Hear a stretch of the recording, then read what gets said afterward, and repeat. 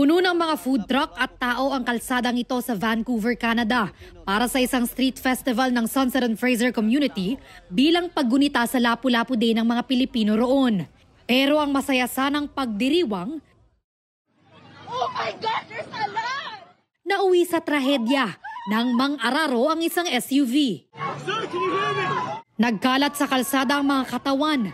Agad namang dumating ang mga emergency responder. Hindi bababa sa 11 nasawi ayon sa Vancouver Police.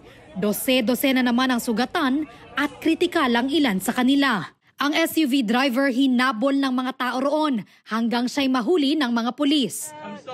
Ayon sa pulisya, 30 anyos ang lalaki na may problema umano sa kalusugan. Inaalam pa kung sinadya ito ng suspect o isang aksidente. Wala naman daw indikasyon na isa itong act of terrorism ayon sa mga otoridad. Ang Department of Foreign Affairs at Philippine Consulate General sa Vancouver makikipag-ugnayan daw sa mga otoridad sa Canada para matulungan ang mga Pilipinong apektado ng trahedya.